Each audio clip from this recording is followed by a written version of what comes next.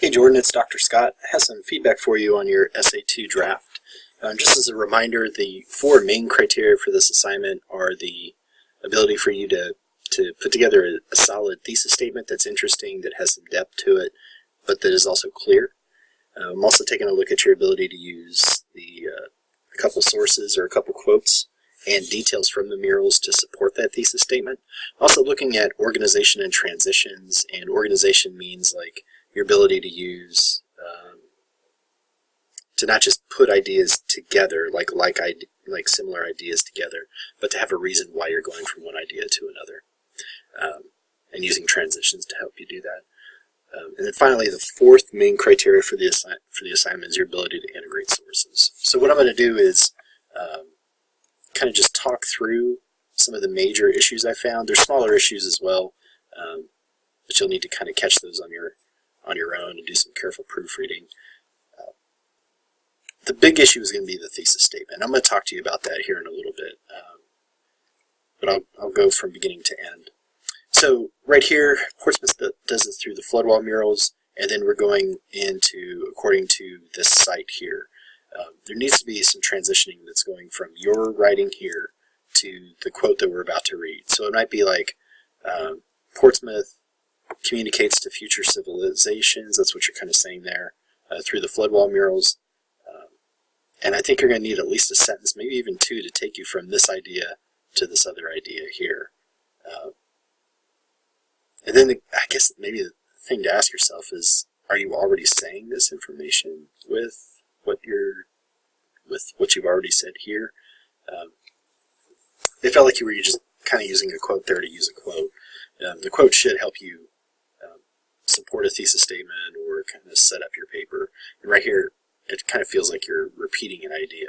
So if you're doing something different, use a transition from this writing here to the quote that explains what's the new information that you're going to be providing and how it relates to the ideas that you've already mentioned. So thesis statement. I like the roadmap that you're using, colors, details, and body language. I think that this short sentence needs to get included with this longer sentence. A thesis statement for a shorter essay like this one should be one sentence in total. The concern that I'm having about the thesis statement, and I'm kind of on the fence about this, is the idea that the argument here is that these murals just show the overcoming of hardships. There are places in your essay where I think you do that, where you talk about that in kind of an interesting way and it has some depth. And then there's some other places, particularly towards the end of the paper, where it felt like a stretch. It felt like you're kind of bullshitting a little bit to get yourself to that point, to make that argument that it's overcoming hardships. And I'm not sure. Like, if you feel like you can pull that off, particularly towards in the later paragraphs, I'm fine with you keeping this. But what might be more relevant, or not relevant, but what might be more feasible or doable is for you to add a little bit of depth to the thesis statement. And I think that there's something you say in the conclusion that can help. And let me go there right now, and I'll come back and explain my other feedback. But it's this pride idea that you mentioned here in the conclusion. I think that that is something that you could integrate into the thesis statement, and then it gives you something to argue about. Like, because right now just saying that they overcome hardships, it's like, yeah, everybody has some hardships. There's not much of an argument to that. There's places where it's more interesting than the thesis statement lets on, and I'll talk about those here in a minute. But there's places where it's really not, and it's falling a bit flat. And it's towards the end of the paper. But if you're saying that there are hardships, and that these murals show the pride, or they try to make us feel proud of how we've overcome those hardships, like, oh, okay, then you've got an argument there. Because I've got other people writing about how these hardships show the unity of the town, or how they show the character of the town, like, or hard work. And your argument could be like, you know what, I really kind of think that there's something to the pride that they're trying to instill in people in the town. So I think you have an option there. Think about that. Here's a place where I thought it was kind of interesting, this idea of talking about hardship, is like you're talking about it, it's in both murals, and it's like even though there's hints of hope, there's still hints of hardship as well. So it's like we've got this sun we got the sun on the hills in the background. We've got a lot of snow on the ground. It feels like it's kind of maybe a harsh winter, or it was a harsh winter, but then there's this idea of a hope. And it's like, okay, all right, that might have some legs. Again, towards the end of the paper, that doesn't keep up, but it might work. It might work. I think talking to me or a writing center tutor to kind of discuss your options, I think that could be really helpful here and help you make a good choice. There were places where I was kind of confused, like a positive feeling in the mural. It depends on whose perspective you're looking from. If you're looking at it from the perspective of somebody that's European or has European ancestry like you and I probably do, it's not necessarily going to be, I think it's positive, like we're taking over this land or something like that. But if you're looking at it from a Native American perspective, it's a very different interpretation of what's going on there.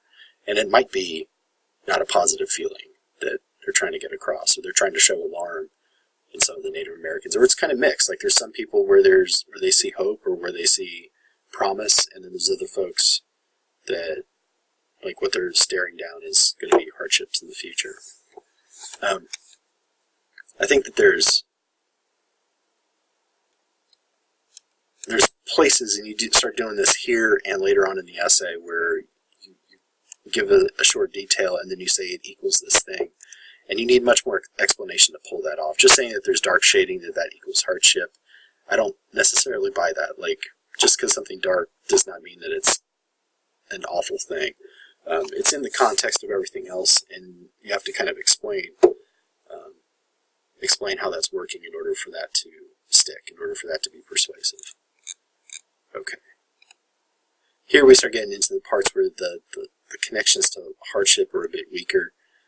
The smirk on their face. I mean, I think you're kind of stretching a little bit. Talking about the body language in the French conquest is negative, but it shows the determination of the villagers to prevail over their problems.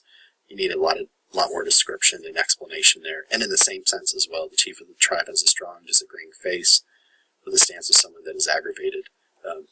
Getting to a little bit of description here, but you need more description to kind of pull that off and to get that to make sense. And then finally, this last body paragraph, it felt like a stretch. The trees represent overcoming over the winter. Again, that hardship and overcoming idea, that may not be enough to sustain you in a paper. It didn't come across in the thesis statement as something that you could have pulled off.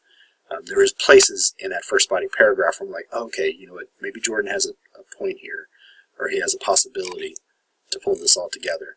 But for me, the thing that will probably work a bit more effectively is to get this pride idea integrated into the paper.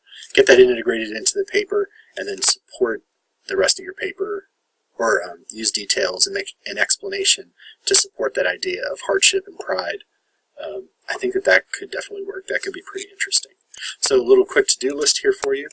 Need a possible revision to your thesis statement. Also need a work on source integration. Need to explain your details. Add more detail in places. And connect those details to thesis statement or overall point. And I think, and I forget, thing I did not mention,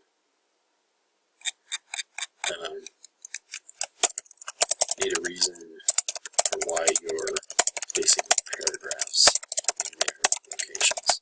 So there needs to be a reason why you're beginning with a paragraph. Let's say if you keep the same structure, like why the opposite color scheme, why is that the first thing that you mentioned? There needs to be an explanation to that. And then the next paragraph, there needs to be an explanation to that. Right now, it kind of reads like, here's one idea, here's a second idea, here's a third idea. There's not really a connection between them.